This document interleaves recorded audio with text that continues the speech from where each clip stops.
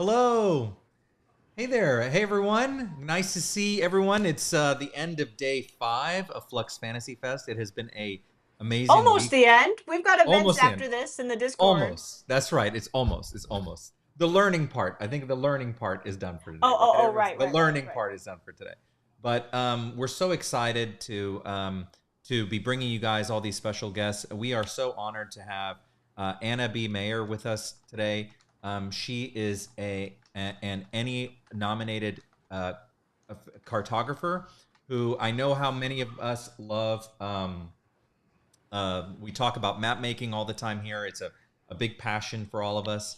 And when I had the chance to meet Anna as we got invited to this Patreon ambassadors group, and we got to meet, and we instantly hit it off. And I came back and told Ella about her, and I was like, oh my gosh, we have to bring her to Flex Fantasy Fest. So we're so happy to have you, Anna. How are you? Oh, good. Thank you for having me. I'm so glad to be here. So, yeah. Oh, it's our pleasure. Everyone has been really excited about this, having you here. And, I know there's a lot for us to talk about. So, first, for those who may not be familiar with you, do you want to tell them a little bit about yourself and your career? And Well, yeah, I'm a Swede who moved to California a bit over 10 years ago, and I needed something to do. So I took my hobby of making role-playing game maps and started doing it full time for a couple of years. And then, yeah, publishers started reaching out and Patreon came around and stuff like that. So, yeah, so I kept doing it full time. Here I am. Yeah. so, how did you get into map making specifically? That's a very specific skill. Like, what Yeah, it's were kind of you? interesting. I started a role playing game. Meaning I'm old. I'm just past 60, so a bit over Oh 60. no, So 60's the new 60's the new 50. 60's the new 50. okay, good. There you go. There you go. Yeah, but anyway, I started gaming in the late 70s, like 79, 80, and I loved role playing games and D&D and stuff back then. And of course, I wanted to write rules and create all sorts of stuff. But I realized after a while that cartography was probably my niche, so to speak. I started loving maps long before I started loving D&D. So I made maps of the community where I lived and stuff. So how the world works and looks and functions, so to speak, has always been interesting to me.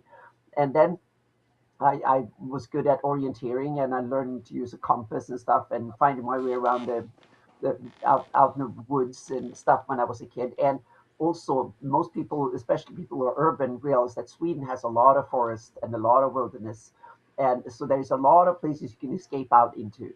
And we did that, played around as kids, so to speak. And that's also something that you did back in the day. We were out there and we saw there were deer and moose and all sorts of things. We didn't have bears where I lived, grew up, but we had wolves.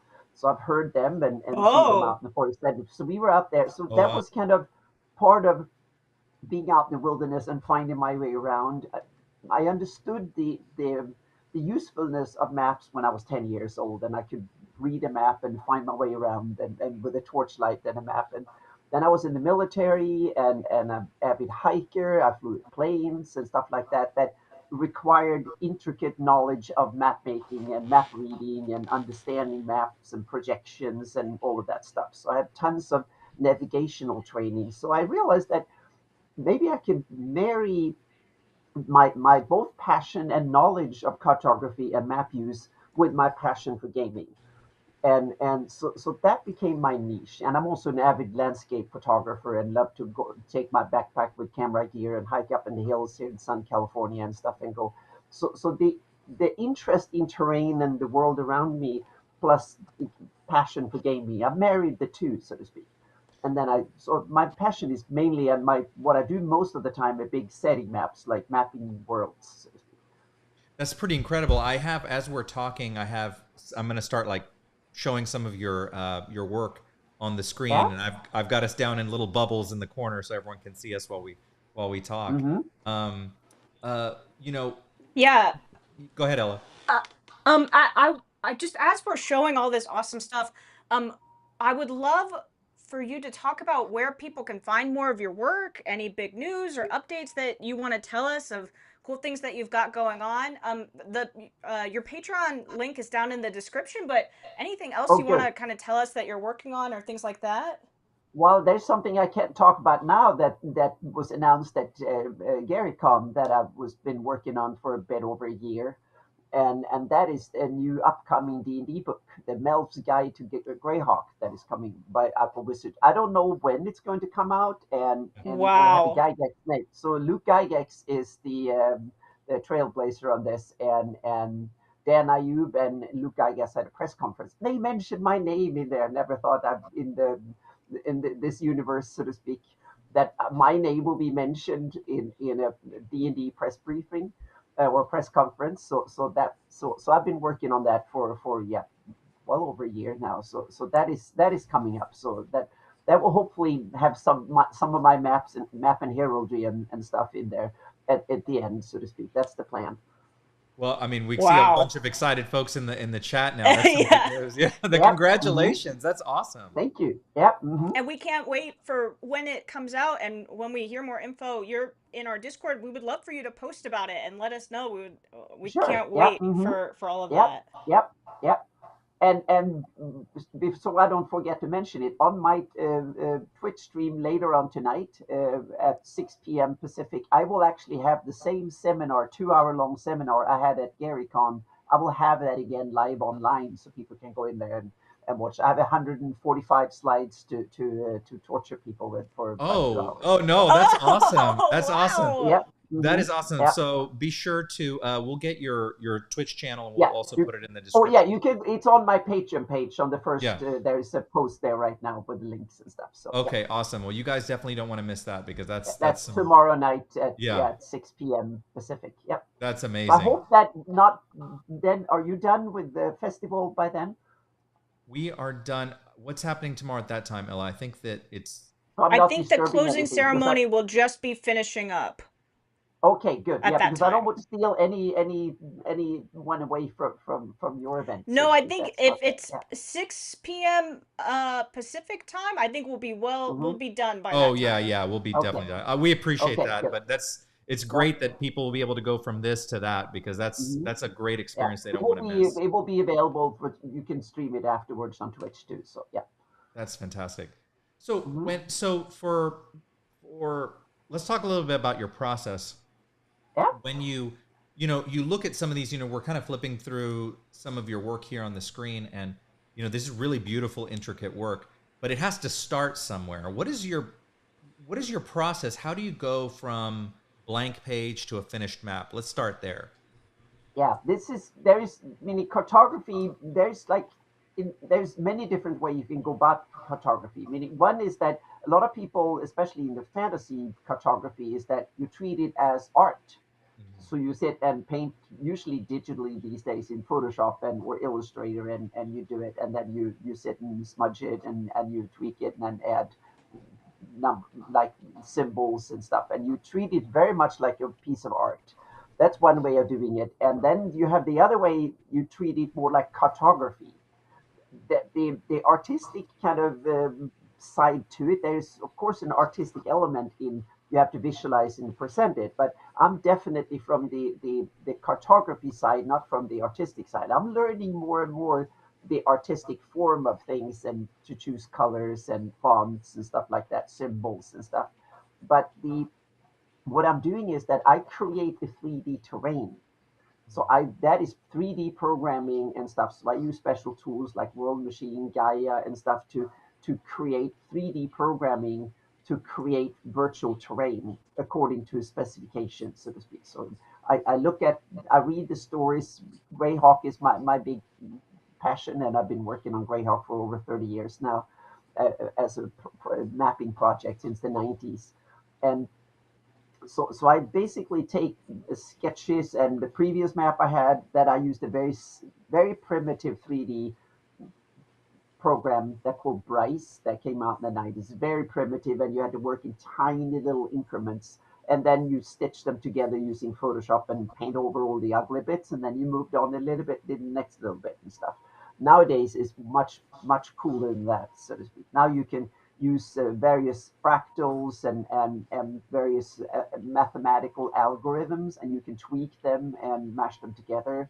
And that's visual programming like spaghetti. You put like this data, you create this data, and then you pipe that data into this device, and then you tweak data in there, and then you add this data from there and separate them out. And yeah, it's kind of complicated programming with an artistic eye, so to speak. So I kind of like it that is half technical and half artistic. So then you Hmm. got the height map done, and then you do the same thing for textures, for the texture, and then you add Photoshop and tweak the colors a bit on the texture, and then you start adding things like trees, buildings, roads, and stuff like that on top of it. And eventually, you have something that looks like a virtual landscape that you can play around with and stuff. So yeah. How often? So Amazing. yeah, I mean it's very cool. So when you're doing it, how often do you struggle with even? I know, obviously I'm not as talented as you are with map making, but I always struggle with finding the right shapes. For me, the land Hmm. masses, the shapes, like is like Yeah. for me the hardest part of finding Yeah. something that I'm like I know what it is. How much do you Yeah. struggle with that, or is that a natural skill for you?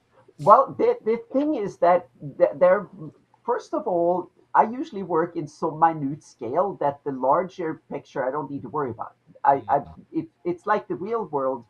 When you zoom in on the small detail, there's so many little cool things there. So if you put all these pieces together and then you zoom out, the bigger picture comes by itself, so to speak. It Mm-hmm. becomes Hmm. interesting because you don't have to worry about the big picture in that sense, which sounds a bit weird. But the problem with fantasy maps is that they already have a shape. It's Mm-hmm. if you were just to create a random world, my job would be super easy. I could just feed some cool randomness into the algorithm, and it would spew out awesome looking fantasy worlds every day. There are programs that can do that in a heartbeat. Mm-hmm. That's easy. The hard bit is that to make it look like Greyhawk, Forgotten Realms, or Faerun, or some cool world that is already in the books. That Mm-hmm. is the hard part because that means that you have to go in. Oh, the story says that there's a river there, or lake there, or some mountains here, Hmm. volcano there, or whatever. And then because everybody looks at the map who read the stories or played the games, they know that volcano is supposed to be there. And if it's not there, everybody will tell me that no, no, no. According to story so and so in book so and so on page whatever paragraph, they will tell me there's a volcano mentioned and your map doesn't have volcano. That's the Mm-hmm. tricky bit. So the actual creating of the map is part, weirdly enough, sometimes the easy part. The hard part is figuring out what should be there and make sure that it's actually there in the right spot, so to speak. And once that's there, the thing, the rest kind of falls in place. Yeah. That makes a lot of sense. Before I ask the next question, I forgot to mention this before the live stream started. If you happen to get cut off because we've been having internet in and off, it's kind of been Hmm. like cutting off every now and then. Just click the link, and we'll Yeah. I get just right back in. rejoined the same thing. Yep. Yeah, Hmm. just rejoin that just in Yep. case that happens because it's happened once or Yep. twice. So, um, Hmm. so when and Ella, don't let me hog all the questions. I'm gonna ask and let Ella ask because I know she's got a lot too. Okay. So what about when you've seen other people in your field when they're first starting? What's the biggest mistake that the beginners make when they're first I, getting I into map making? I think it's one of them is to people don't understand the scale of maps properly, and Mm, it's one, yeah, because they work with, meaning uh-huh. a fantasy map usually works with biomes like swamps and forests and Right. little hills and stuff like that. And then if you have a map of a continent that is 8,000 miles across, you're not going to see marshlands or forests or anything like that because even the volcano is like a tiny little speck. You would not Right. see it. So you need to start thinking what kind of features should be featured on the map at this scale and this resolution, so to speak. Those are that concept. So you work in the right space, so to speak. That's like knowing when to use capital letters and when to use small print, so to speak. It's that kind of. But on the other hand, if you do a map of a tiny village or a barony or some little cool like one block in a city, for instance. Then all of a sudden, the city park. Yes, that one had Mhm. marshlands and grasslands and a little forest and all of that. So you need to figure out what type of features goes into a map at this scale and resolution. That I It's think so is one of the key mistakes. it's so funny. When we were making when we were working on the map for the main country in our manga, Fortuna, Yeah. we were the first drafts I was getting. I was like, "There's something not right." I was like, I couldn't figure. I was like, "Something's not sitting right," and then I realized it was a scale problem because I was Mm-hmm. looking through and I was like, and I would we set the scale and then I would look at the map and I go, well, based on this river would be like 500 miles across. You know, like I was Yeah. like, this is Yeah. Mm-hmm. it's just Yep. like Yep. I was Yeah. like, this is why it's not working. Is that the Yeah. scale was off? You know, so Mm-hmm. setting the scale was so important, and we had to make Yeah. decisions on what would be visible and what wouldn't, like you were Yeah. just saying. So, yeah, But it, that's a one that we've encountered. yeah, but it often comes because the fantasy authors, when they write text like novels and adventures and stuff, they have a completely different way of describing the world because then you want to entice the viewer or the adventurer and stuff. So that means that you focus on the iconic places. The typical description, oh, there's like thousands of miles of desert and the party are brave and they cross through it and stuff. So the stories, adventures, and novels and stuff, they deal with iconic, cool locations, and everything else is just a few paragraphs here and there. There was a long struggle, blah blah. They got thirsty or whatever it is, and then they're there. But as a cartographer, it's all the in betweens that makes up 95% of the map. You have a Mm. volcano here, a jungle there, coastline there, and a reef or whatever it is, so to speak, and a rift some other place. And then so 90% or more of my job as a cartographer is to puzzle together what's in between these iconic locations in the story that are never mentioned in the book or the adventure. That is the tricky bit, and make that to make sense, so to speak. That's the tricky bit because that's never mentioned. And whatever you do, people who read that adventure book, they will look at the map and say, where the heck are the places that are described in the book? They're gone. So that's Mm. why you see a lot of these fantasy maps that depict 5,000 miles, but the volcano covers 200 or maybe Right. even 1,000 Mm. miles, and rivers are overstretched because, yeah, that's the. And they work well as handouts or to sell a product or hang on a wall and be cool, but they don't function as a reference to get the details right. Mm. And you know, that's so important. The scale in the I'm hanging on scale for a little bit. I'm sorry Yeah, because no. Mm. the reason why is that I talk a lot about when we do our world building just in general. I'm not talking just maps. I'm talking just general world building. Is that I when we set the foundation of the world to tell the stories in, one thing that I try my hardest to avoid are any logical holes or logical problems, right? And when you are setting your setting and building your world, the distances between places and is so important because it is you can easily fall into a logical trap. Well, it's like, well, how did they get? If you're just looking Hmm. at this Mm. map, but you don't realize the scale, and it's this is a country that's 3,000 miles long, and you Yeah, said they in one night they Mm. rode their horses across whatever. yeah. It's just like Hmm. it doesn't sit right. I feel like you didn't think it all the way through, and Yeah. so Mm. I'm curious, what's a one small detail that you feel separates amateur maps from professional ones outside of scale? What do you think that would be? I have an unscientific, not scientifically proven theory yet, but I'm starting to see enough anecdotal evidence that I'm starting to believe that I might be right. Is that when you look at fantasy maps that are either hand drawn or people using a Wacom tablet and Photoshop and stuff, and that is that most rivers flow north south.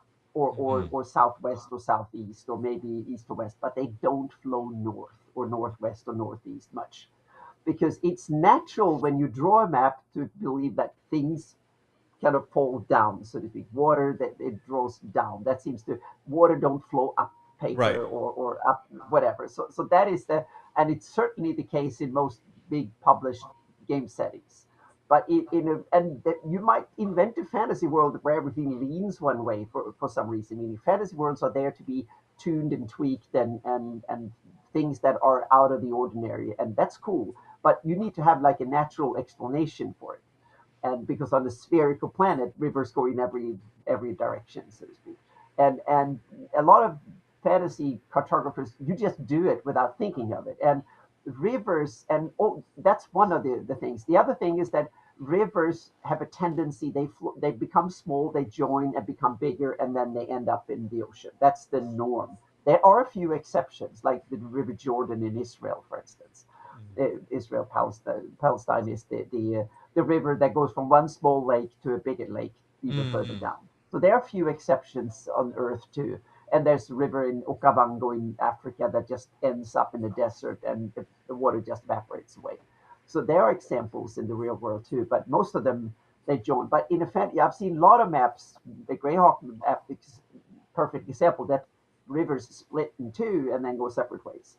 There are one examples in the real world that does that, and it's in South America. There is a river that is essentially a natural canal between two river systems in the South America, between the Orinoco's and the Amazonas. You can have a natural canal between the two, but they are usually temporary in geological terms. They might be around for a few thousand years, which is nothing on geological timescales, but we happen to be around when that Right. natural canal is there, so to speak. Yeah, it's like some lakes have two outlets. That happens naturally for minute periods of time, and then what the lake will simply lower until there is only one outlet.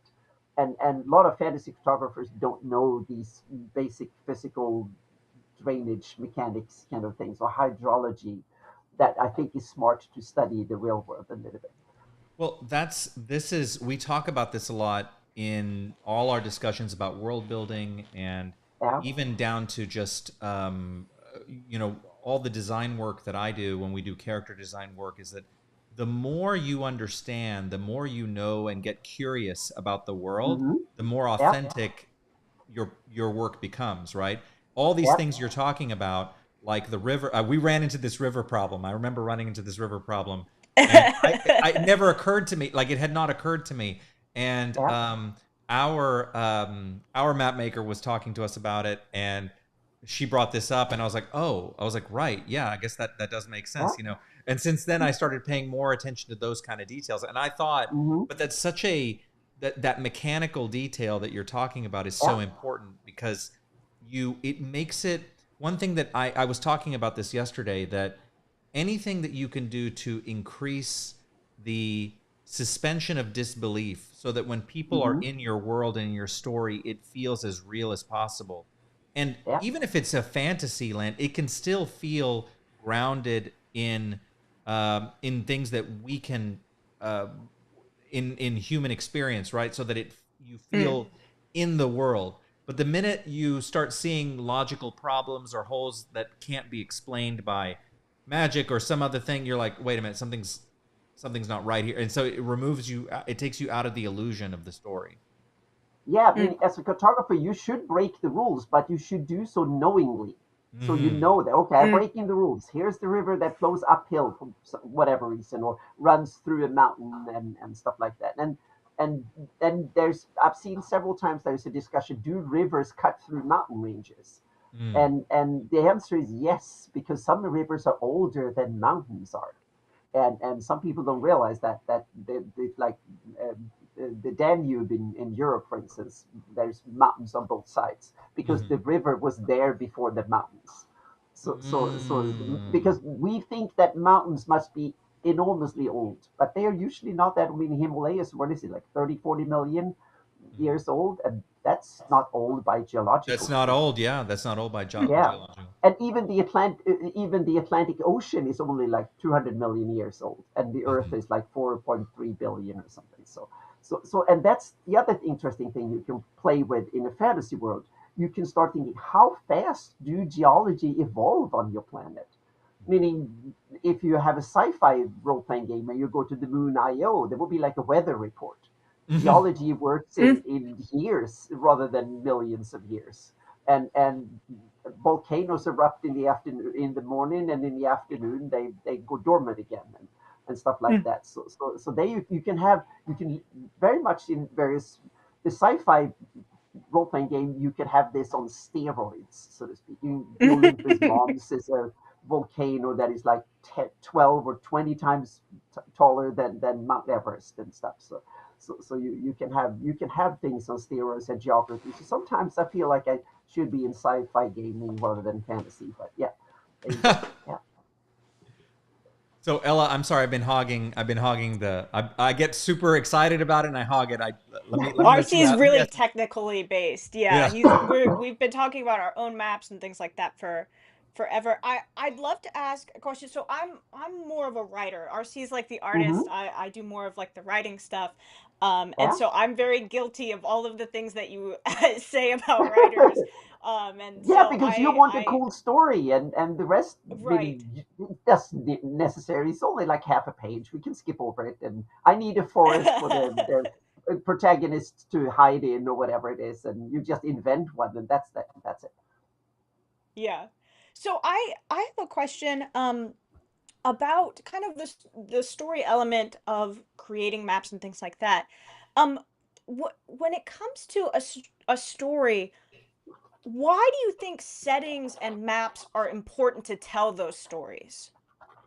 I think it is, first of all, it's to build, because in the real world, we use maps to navigate from A to B, basically, and Mm, to get some understanding of how large one thing, like a country or city, is to someone else. We get relationships and understanding of the world that we can't see from our individual perspective, or we get from A to B. Those are the main reasons we have a map. But a fantasy world or any role playing game world that takes place in a fictional setting, that means that the reality is not there. You can't go out and mm, travel there in real time. There's the only a couple of ways to visit it. Either you use an artist of some sort in order to conjure an image of the setting or place or something, or you use, what you do, you write text about it and you read text about it, so to speak. So the map mm, becomes this one of these tools in order to visit the place.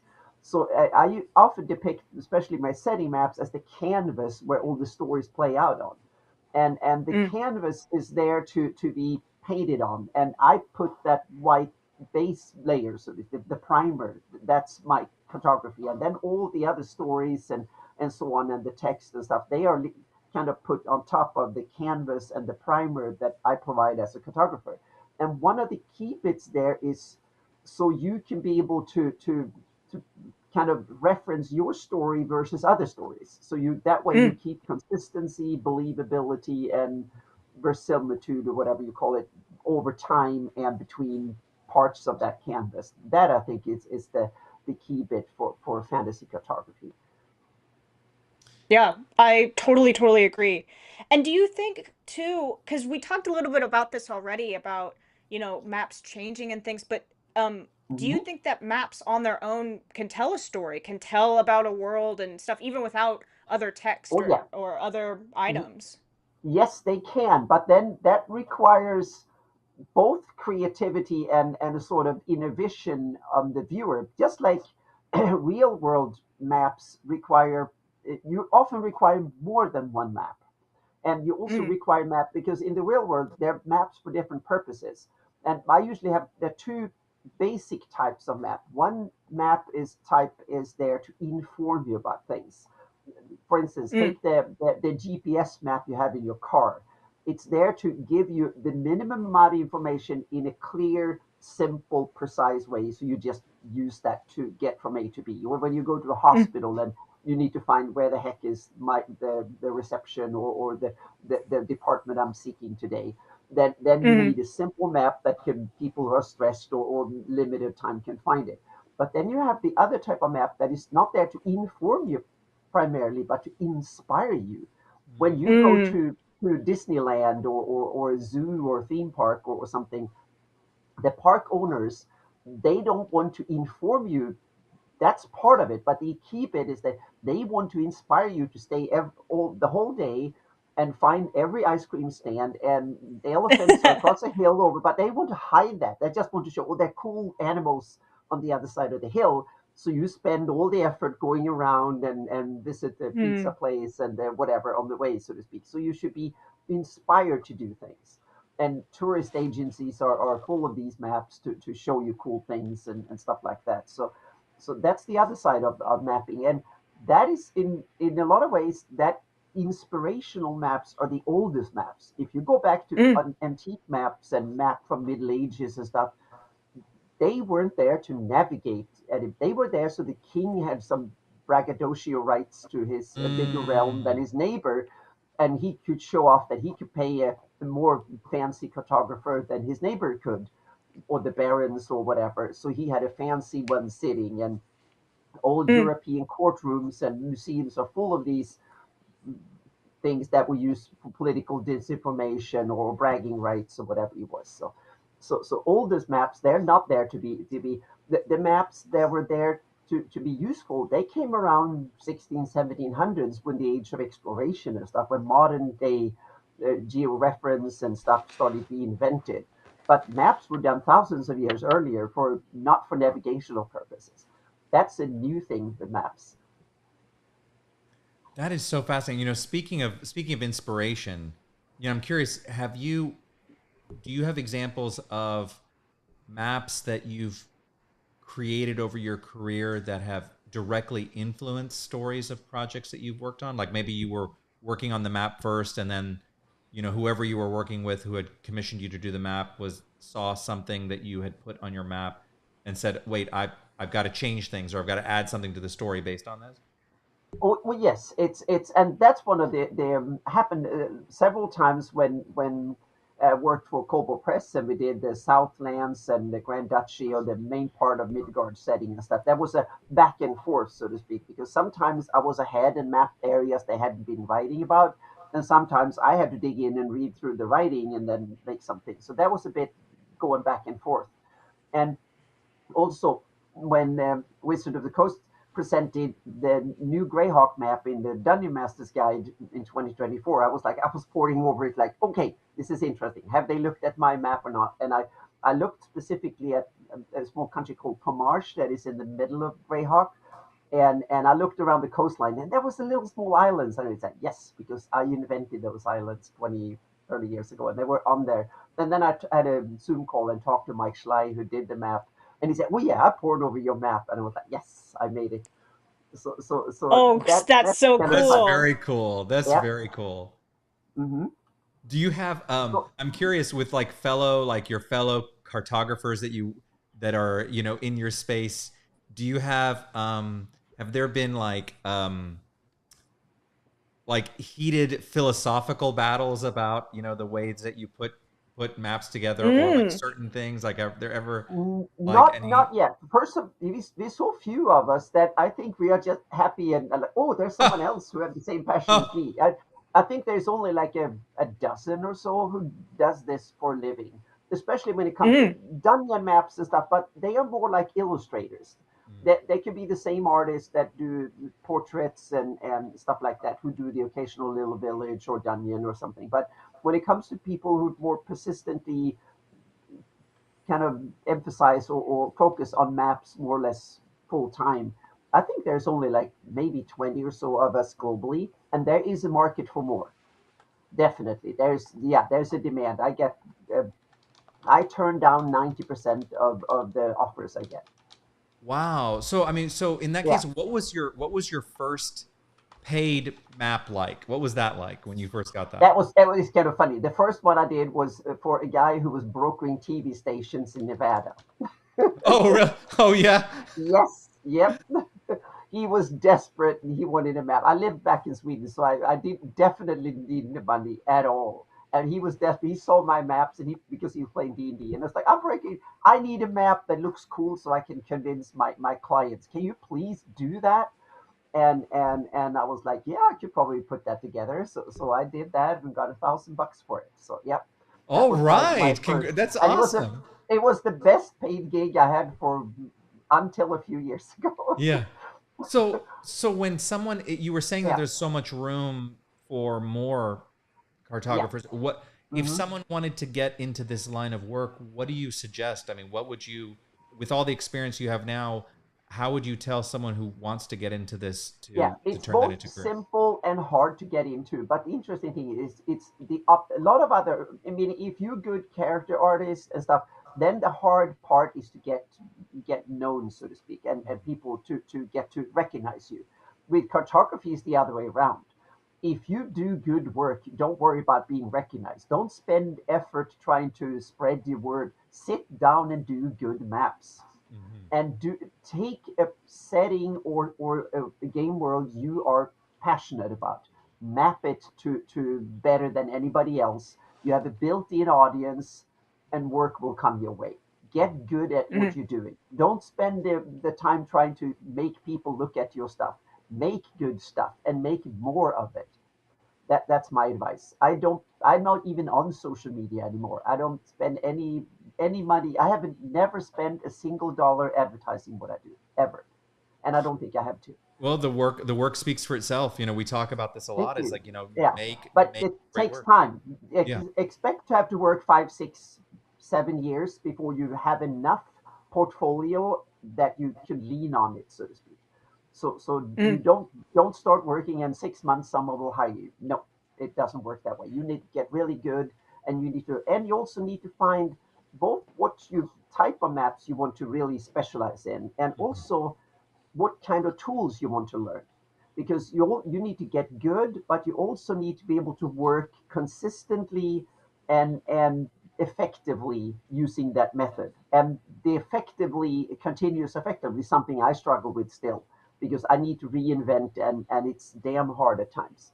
So you always need to learn new tools, especially in the day of AI and stuff, because in 10 years, DM, what I can do with less than 10 years, any DM or game master can do that without too much trouble.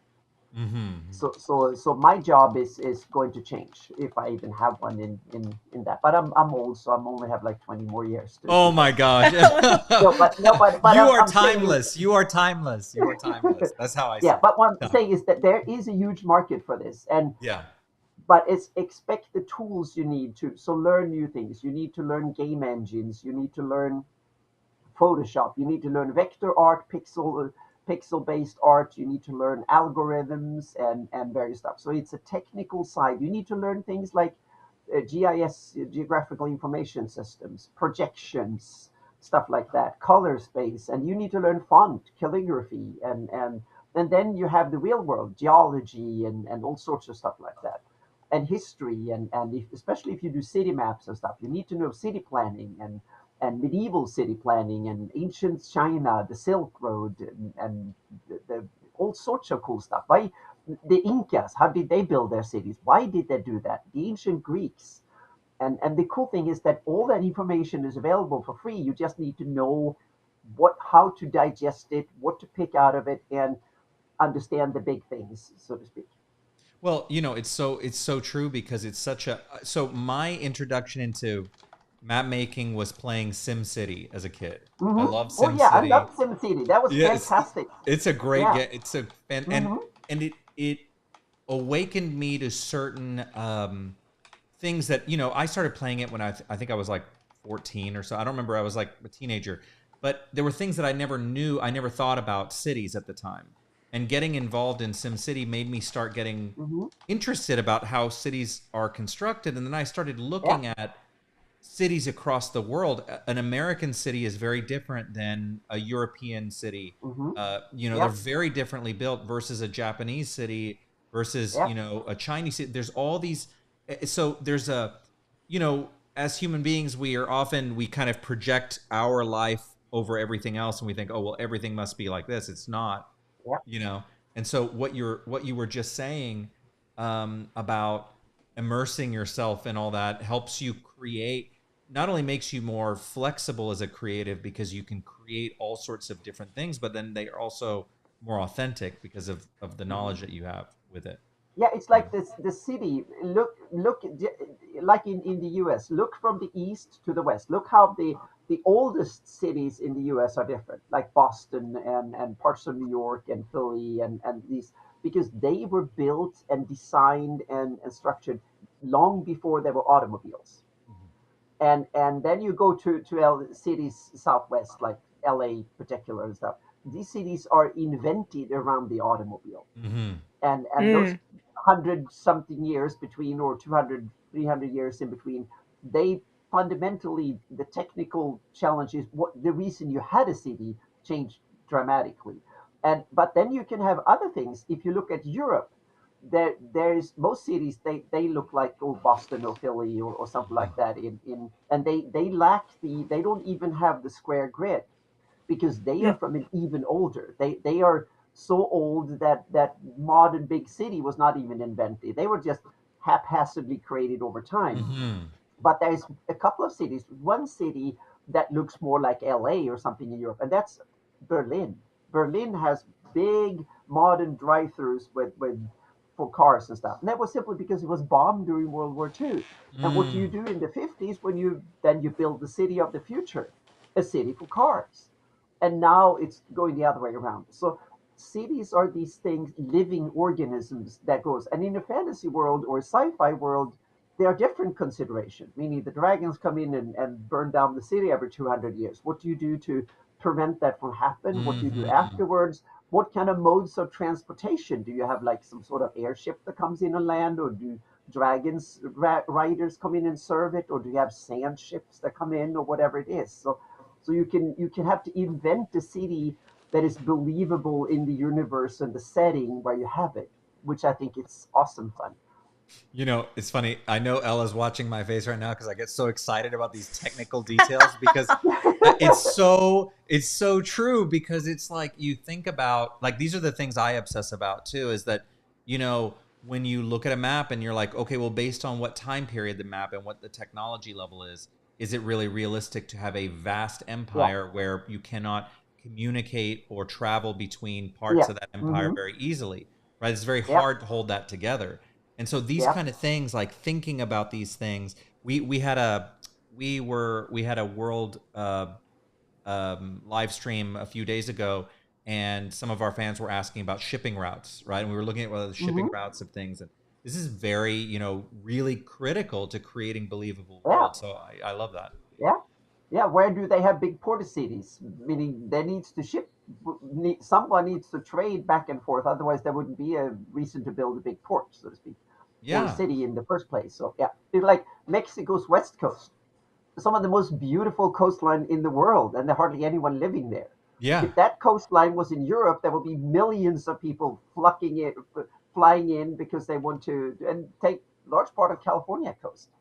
It's hardly anyone lives there, and it's the most beautiful coastline in the world. I can't imagine why isn't there 100 more million people living there, Yeah. and so on. And part of it because it's damn difficult to build roads and stuff. The other is that there's even better places to live. It's unimaginable when you're there, We but yeah, we had this conversation yesterday. We were talking, or the day before yesterday, and I was talking about, have you thought about why there's certain parts, like even the U.S., the West Coast, that there's just a large swath of land with no big cities hmm on it, even though it's like yeah, beautiful coastline.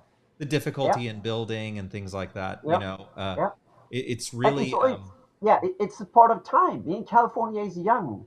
I mean, if you take similar coastline in Spain, that has been civilized. Lots of people have lived and have empires and stuff for better part of 5,000 years, and right. they have had much more time to build lots of cities. And they squabbled over those coastlines for a long time. So California is young compared to that. That's one of the reasons I think.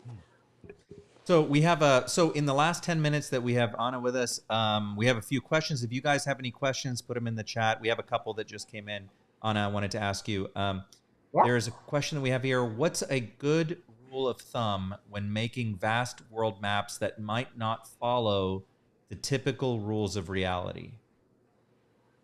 That's tricky. I'm going to lean on an example here. I'm thinking about how to map the planes of existence in D&D, like the multiverse, like hell and Mm-hmm. abyss and all the outer planes like the Feywild and the Shadow Dark, all these kind of cool places. And one is that you can tweak, meaning we live on a sphere, a big spherical planet, and then the other kind of traditional is like a flat world, which is kind of simple and easy. You just map something flat. Then you don't have to worry about projections. You put it on a flat piece of paper. But there are other cool geometries. What if you live on a anyone remember the Planescape setting where you have City of Sigil that was inside a torus, an open torus? So it was like so you had that. That gives you you can repeat yourself very quickly. You go around that way, but if you go around that way, you can have a whole world that is inside a tube that is like a donut world. So Hmm. you can think about a big donut world that you can go this way. Things will repeat very quickly, but that way you can go around for months or years or whatever. So you get interesting things that you can very quickly travel around the world this way, but not that way. And you can have. I'm thinking in my campaign, you have the Feywild is a long sloping from the high light Fey to the dark Fey, and everything goes from sunshine up here to pitch black there over thousands of miles, and then it repeats this way, so to speak. So if you go in that direction, you come back in this direction again, so to Hmm. speak. So you have. But so and it's so large you don't see it. You just walk and walk. So you can walk infinitely in this direction without getting anywhere, but if you walk up and down, it will get darker and darker and darker, and it will brighter. So you can see that you will see the sun way up there somewhere, and then you can see the dark. So you can work with cool thing and just things. Think about how horizon works in the real world. The reason we have a horizon is that the real world, it kind of leans. So when you more than what is it, 15 nautical or 10 nautical to 15 nautical miles, about 20 miles or so, then the world kind of disappears over the edge slightly. What if you have a world that's going the other way around? You can see the whole world disappear upwards, so to speak, and you can see Oh, wow. mountains and Yeah, stuff. that's So true. you can work with cool stuff like that, concepts like that. That would be cool. And then you have flying creatures. So what if you have dragons and stuff who live on mountaintops that you can see, who can fly and attack you from that direction and stuff? So and what if that thing rotates? So the higher you go, the lighter you becomes. Eventually, you can be in. If we live like in space in one of these giant spaceships that rotates in order to create gravity, that way when you go, if you want to go skiing, you go up high in the mountains, because then you will be weightless in the middle, and you will be heavier the further down you go, so Hmm. to speak.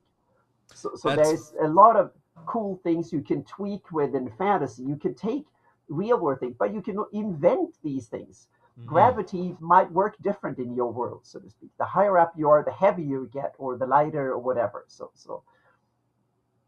there are That's many, very cool. Yeah. yeah, yeah. So physics is one of the things I think you should study, but you should not follow it.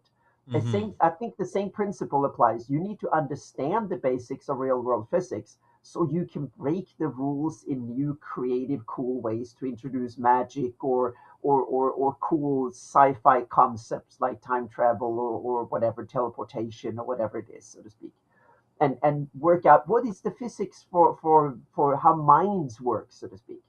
That's Hmm. I'm working on my rule set and stuff. I'm starting to figure out, okay, how do time work, and is there like a mind space, so to speak? Is that a sort of how do that work and stuff? So in order to get like cool magic systems, cool senses and stuff like that, so you could play with it. Yeah. So we have another question. This is I like this. This is an interesting question. Yeah. When viewing maps done by others, do you have tropes or themes that you see that make you go, "Oh, I haven't seen this very often, but I appreciate seeing this on the map"? Yes. First of all, I always look how drainage is done with rivers. I want to Mhm. see um, if they follow the natural laws of how rivers flow and stuff like that. And then I want to see these odd ones coming in and out, so to speak. That's the going there. And the other thing that I often look at that I need to be better at is fonts and calligraphy. People understand how to place fonts and text better and how to do that, because that could be so tedious, especially if you have a large map with thousands of things. If you have to Mm, hand place mm-hmm. everything, that takes a month just doing that. And then Hmm. someone comes and say, "Oh, we need to change something," and Oh. then you have to go. Yeah. So Oh. that becomes really tricky, so to speak. So I look at that because that tells you a lot about, meaning what filters do they use, shadowed fonts, for instance. What are the blend modes? How do they, like forest names? Do they blend in, and large area names? Do they go under the city symbols and stuff like that, or are they separate, and things like that? The geometry of text, the fonts, meaning I have now I've figured out, meaning my old Greyhawk maps were terrible because I had no idea of that. Now I'm trying to avoid use more than three fonts on a map. The Hmm. the the, Mm.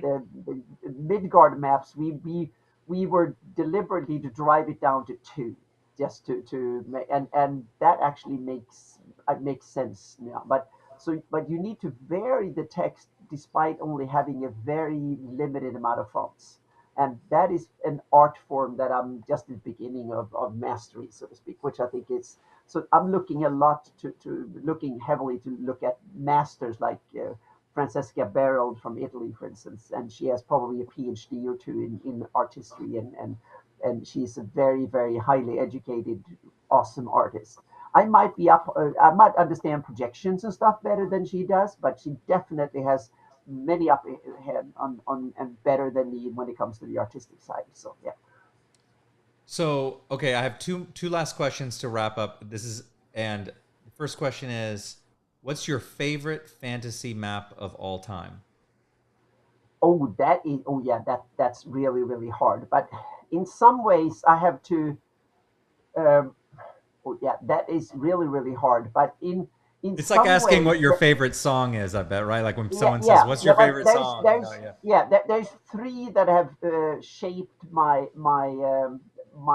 both career and understanding of it. The first one was the Darlene map that Darlene did for the city of the setting of Greyhawk, setting the Greyhawk map, and that was simply because that got me interested in fantasy and stuff in the first place. So that was really really important, and now it's so cool because I hang out and we were roommates at several conventions and stuff. So I'm friends with Darlene now, which is so amazing after 40 years. And then I met her and stuff like that. So that is really cool. That was one of the maps that is really cool. The other map is of course the Middle Earth map for Mm. Tolkien's Middle Earth, simply Mhm. because it is the most known fantasy map in history, and probably ever will be, because all the others are minuscule compared to Tolkien's Empire, because so it kind of started the idea of fantasy mapping in fantasy cartography on a in a modern way, so to speak. And it's interesting because and Tolkien drew it, the first versions of it himself, which I think is even more impressive.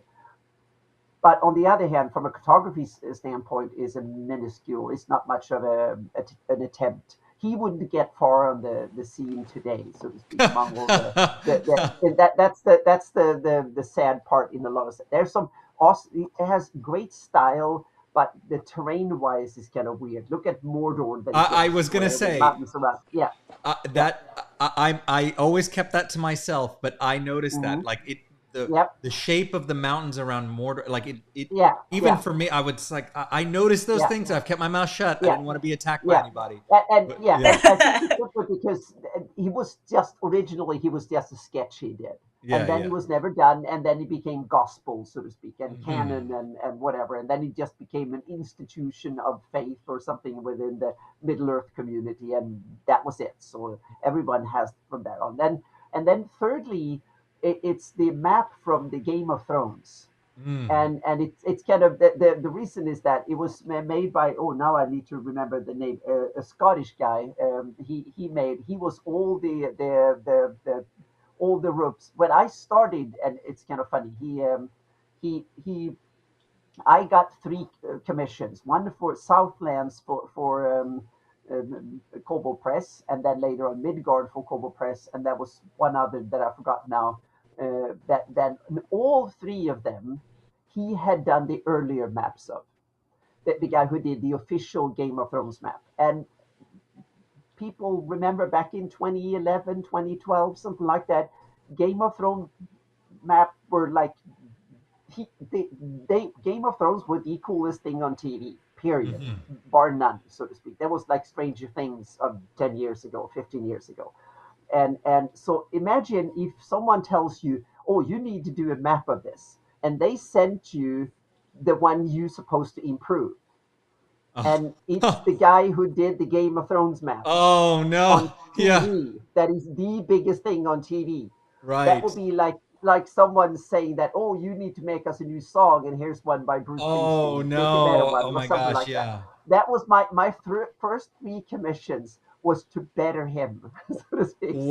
So that Wow. that Wow. so that was the starting block. So sometimes you handed the worst hand at first. So Southlands, I had a year to do it, and when I or yeah, a year and a half. I had a year originally. 8 months in, I threw out everything I did because it was not good enough. Started Mm. over again. Told them I need another 4 months, and then worked night and day, got it done, and I'm still fairly happy with the map. So Yeah. Oh my yeah, gosh. but That's an incredible yeah, story. Yeah. yeah. So So, so so there. So sometimes this job can be not the easiest in the world, so to speak. yeah, I So yeah, imagine. yeah. So, okay. So my last question, if you could map any fictional world that you haven't been able to map yet, which one would it be? Is there a world that you have read about, regardless of what genre or whatever, that you Well, really like? Greyhawk is the it's my world to map.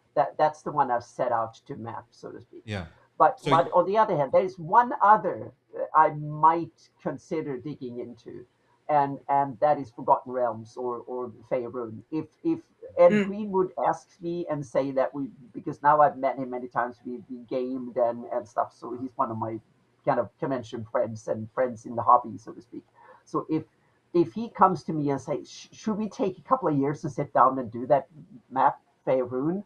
It would be like Tolkien coming and say, "Can you map Middle Earth with me?" Then I oh have wow, to kind yeah, of I couldn't refuse an offer like that. But yeah, but but on the other hand, I don't dare ask because that will take me 10, 20.